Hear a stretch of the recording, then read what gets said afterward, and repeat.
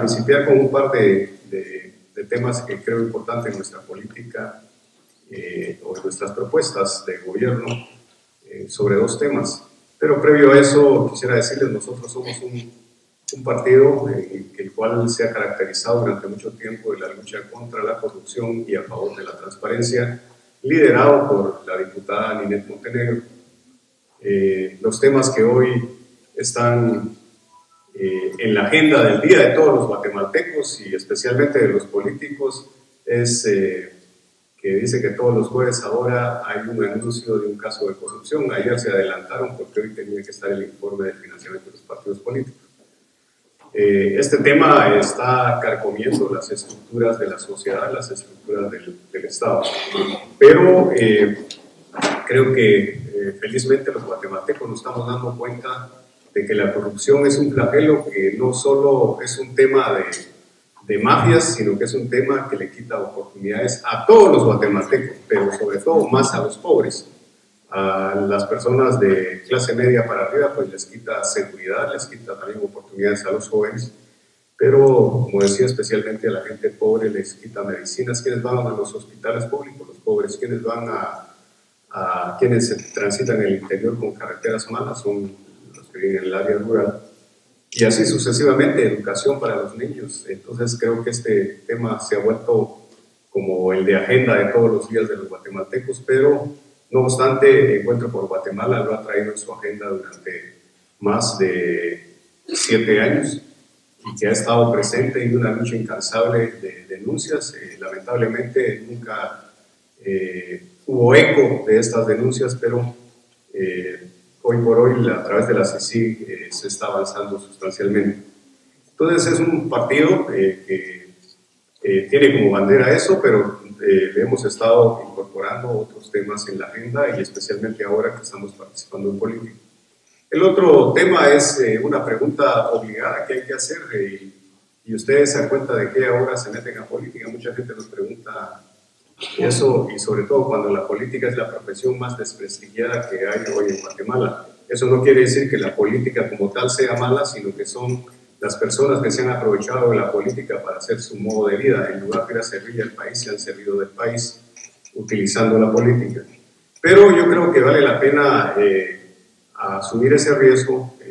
Yo así muy rápidamente, yo tuve mi oportunidad a los 16 años, salí de mi pueblo y me conseguí un trabajo y me puse a estudiar, y eso me dio la posibilidad de salir adelante. Y yo creo que Guatemala, los guatemaltecos y Dios, yo creo en Dios, me han dado una gran oportunidad de prosperar en un país que muy pocos tienen oportunidades.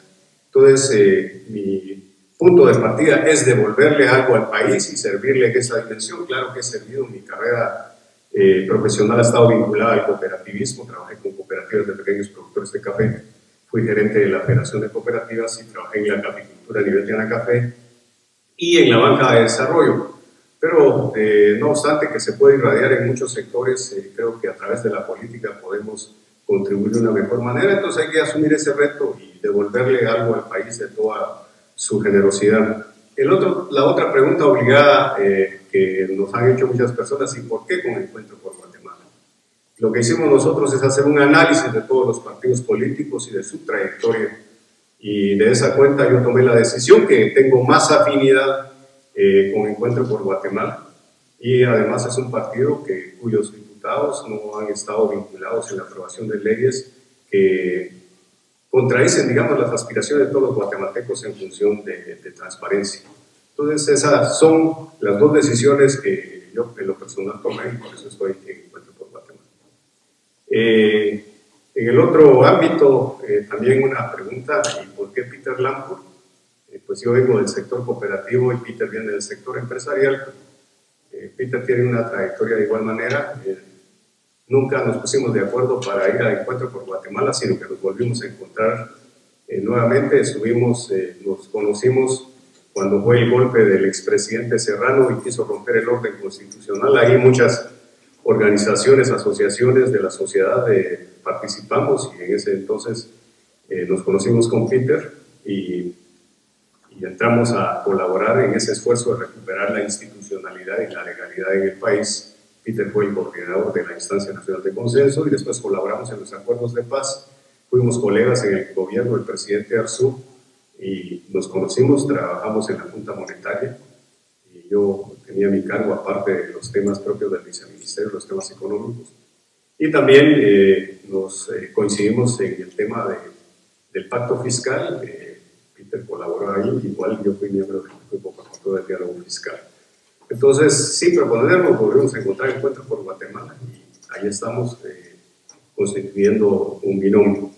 Pero les decía a ustedes, uno de los temas en nuestro plan de gobierno es el tema de una pregunta obligada que nos tenemos que hacer todos los guatemaltecos. ¿Cuáles son los problemas más importantes del país o aquellos problemas que realmente representan los desafíos más importantes del país? En ese sentido, la pregunta es la pobreza. Un país con los niveles de pobreza que tenemos nosotros, pues es un verdadero problema y hay que preguntarse, bueno, si es la pobreza, ¿cuál es la respuesta a ello? Bueno, ¿y dónde están los pobres? Los pobres están en el área rural. ¿Y quiénes son los pobres? La mayor parte de pobres son las poblaciones indígenas. Eso no quiere decir, yo no estoy diciendo que no hay pobres en zonas donde no hay población indígena. Pero yo creo que en función de eso tenemos que tomar algunas medidas en desarrollo de infraestructura social e infraestructura productiva, porque no solo podemos hablar de políticas en salud y educación si no le damos oportunidades a la gente de cómo agenciarse recursos para tener una vida digna en el largo plazo. Entonces, están los temas de educación, vemos escuelas que tienen unas falencias enormes y cómo pretendemos nosotros que los niños tengan grandes oportunidades en su vida cuando reciben una educación con grandes limitaciones, sin los mayores cuidados pedagógicos y didácticos y la infraestructura deteriorada. Entonces, esos son desafíos que tenemos que ver y Guatemala apenas invierte un poquito arriba del 3% del PIB en educación cuando el mínimo básico para considerarse que un país efectivamente apuesta por el futuro es el 9% sobre el PIB. Entonces, una de las políticas que tenemos que plantearnos los guatemaltecos es cómo vamos a llegar al 9%, porque la educación efectivamente transforma todas las sociedades y por eso vemos en muchos países cómo el índice de desarrollo humano ha mejorado y Guatemala ha quedado en alguna medida rezagado. Eso pasa por desarrollar también no solo la infraestructura en educación, sino que mejorar el sistema de educación en Guatemala, que pasa por competencias básicas para la vida y que para qué va uno a estudiar, para tener competencias básicas para la vida, que pasa por más y mejor conocimiento, desarrollo de destrezas, habilidades y sentido crítico y valores, que lo hemos dejado como que el Estado no tiene que meterse en esos temas. Yo creo que tiene que meterse en valores independientemente de cuáles sean, que a veces se vincula con religión, pero la religión tiene que quedar también al margen. Somos un Estado laico, entonces tenemos que ver valores como ciudadanos, como futuros ciudadanos. En el tema de salud vemos nosotros esas falencias que hay ahora. Si no tienen los hospitales que están en la capital medicinas, ¿cómo van a tener los puestos de salud en el interior? Entonces tenemos que invertir sustancialmente en eso y transformar el sistema de salud. Ambos temas tienen que pasar por la participación de la comunidad. Dejar al margen a las comunidades es como que los que llegan ahí son los buenos y los que tienen que recibir, y los pobres tienen que recibir o hacer lo que decidan determinados funcionarios públicos. Yo creo que tenemos que dar mayor participación a los guatemaltecos y especialmente al área rural para que inicien ese proceso también de reconocer que tienen capacidades y que pueden tener una autovaloración y lograr su independencia. En el tema económico, en los últimos años, en los últimos 8 años, el Estado casi cero ha invertido en carreteras rurales. Cuando las poblaciones del área rural vinculadas a la agricultura, porque no pueden ir a otro sector, en primer lugar en el área rural pues hay muy pocas posibilidades, pero estas personas normalmente no han ido a la escuela y tienen determinadas falencias de desarrollo humano, entonces su vínculo más inmediato para poder salir del atraso en que viven es a través de la agricultura, que son procesos de acumulación de riqueza. Y esto pasa porque a veces nosotros decimos, es que los del área rural no tienen competitividad, no tienen los niveles de productividad, pero ¿cómo van a tenerlo si no tienen educación, no tienen servicios de salud y tienen infraestructura productiva pésima? Entonces tenemos que pasar por un programa de carácter integral para darle esa potencialidad a las personas. Entonces pasa por lo de carreteras rurales, y pues la pregunta es, ¿con qué dinero vas a hacer? Bueno, yo creo que tenemos que cambiar la forma de cómo utilizar nuestros recursos. Las grandes carreteras deberían de concesionarse y desarrollar proyectos de público-privados para que el Estado no invierta en esas grandes carreteras y que pueda cobrar viaje para que sean autosustentables y que los recursos del Estado vayan a invertir en carreteras rurales.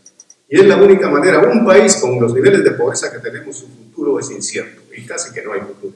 Entonces lo que tendríamos que hacer, aparentemente los pobres del área rural no inciden en nuestras vidas. Claro que inciden porque, es decir, los índices de desarrollo humano tan precarios que tenemos, sino cuando se cuantifican en los niveles de inversión, son limitados y además la gente pobre es más susceptible a la manipulación, a la utilización, al clientelismo político, etc. Por ejemplo, les digo, las famosas bolsas solidarias o seguras, como se llamen, se utiliza para clientelismo político, para utilizar la pobreza de la gente. Entonces, pero si la gente mejora su nivel de vida, va a ser menos susceptible a ese tipo de manipuleos. Una persona de la clase media, pues es muy difícil que la metan en un bus y que la lleven a un meeting político o que le paguen a través de una bolsa. Entonces hay que mejorar la dignidad de las personas a través de mejorarles sus condiciones de vida. De igual manera, nosotros en nuestros planteamientos de desarrollo rural no estamos considerando este tipo de asistencia que no es sostenible en el largo plazo. Claro que nosotros tenemos mucha objetividad en este tema. Hay unos pobres que necesitan esa bolsa en Guatemala, pero no les podemos dar la bolsa sin una política bien clara. ¿Por cuánto tiempo se la vamos a dar? Porque no hay recursos de ningún Estado que pueda asistir de esa manera a sus ciudadanos que están en extrema pobreza y por lo tanto hay que darles más oportunidades y enseñarles otros aspectos de la vida para poder caminar y poder agenciarse de recursos. Entonces ese es un tema, creo que para nosotros elemental, porque eso contribuiría a bajar esos niveles de desarrollo humano. Y les termino de decir con un comentario que me hizo mi amigo, que estaba en una conversación con un tico, y le dice el tico: ustedes nunca van a ir al mundial. Le dice el tico: ¿y por qué crees que no? Claro que vamos a ir. No, ustedes no pueden ir porque tienen más del 60% de pobres. Y la verdad es que porque es una expresión que molesta, que duele, pero es una realidad. Él lo decía en un ámbito que tal vez no tiene ninguna incidencia, porque si uno ve que les van al mundial, hay unos que tienen unos niveles no tan buenos, pero es una expresión que se refiere peyorativamente al país y que nos afecta a todos los guatemaltecos. Entonces, por eso, no por esas expresiones, sino que también por un compromiso con los más necesitados, tendríamos que ir tras eso, porque eso va a permitir mayor ambiente para la inversión, menos conflictividad y mayores oportunidades para progresar todos en Guatemala. Aquí no se trata también de ignorar a las grandes empresas o a las medianas empresas, se trata también de que tengan sus oportunidades para poder desarrollarse en el área rural. Un país con menos conflictividad, en Guatemala tenemos niveles de conflictividad muy alta, nos va a permitir mayores niveles de inversión. Es decir,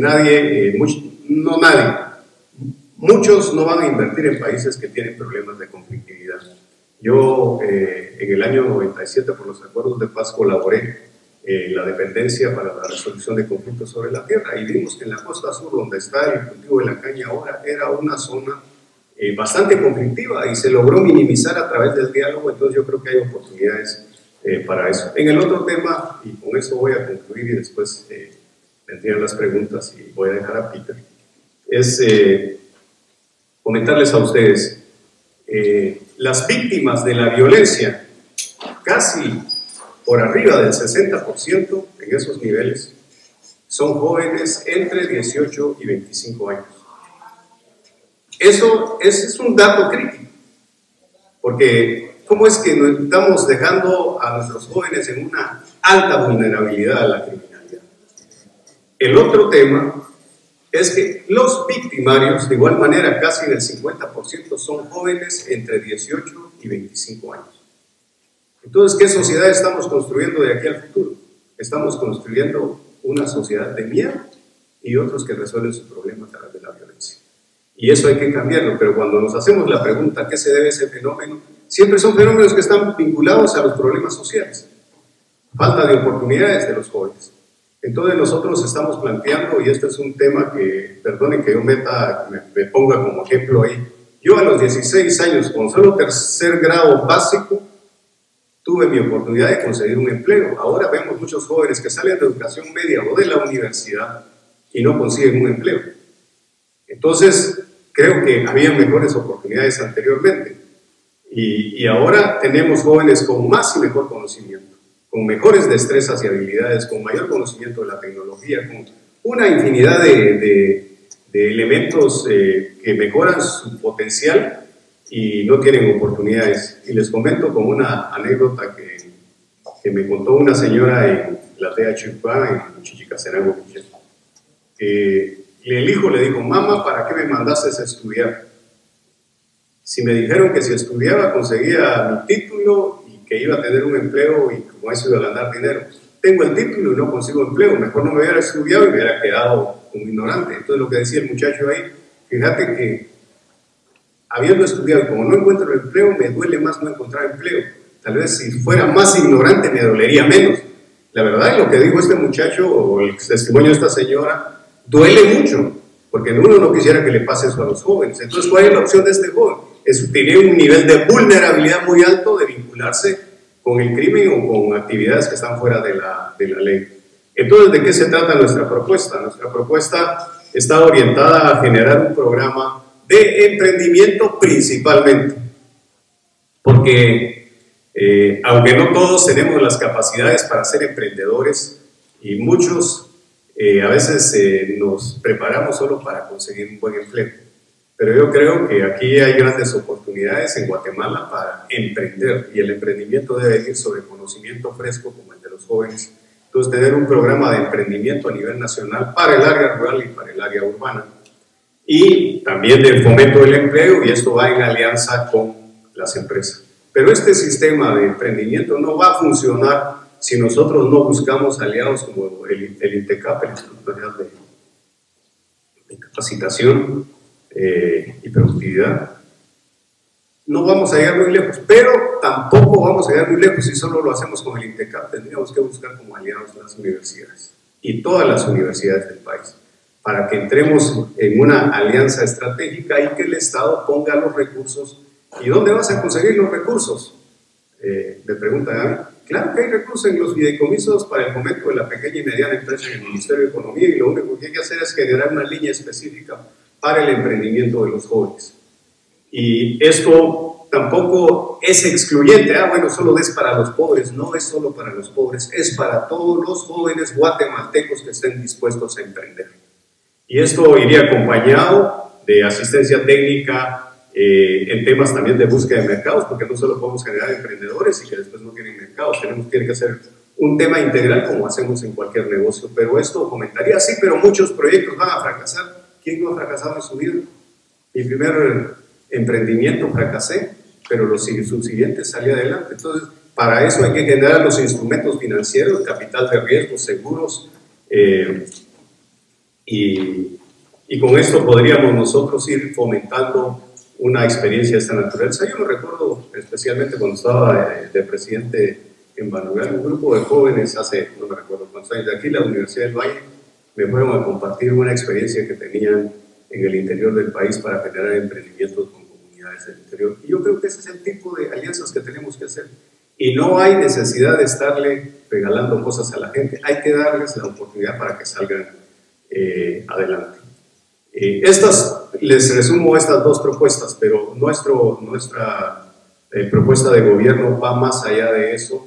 En el tema económico nosotros no estamos hablando de incrementar los impuestos de primas a primeras, queremos ni siquiera priorizar el gasto, porque en Guatemala no hay criterio de priorización, se prioriza dónde están los mejores negocios para actos de corrupción, cuando deberíamos nosotros priorizar el gasto en las demandas más importantes que tiene el país y pasarlas por la austeridad y invertir de acuerdo con los niveles de austeridad para no estar malgastando el dinero y sobre todo la transparencia para evitar los riesgos de corrupción. Entonces, si uno va sobre esa línea, creo que podemos avanzar como país.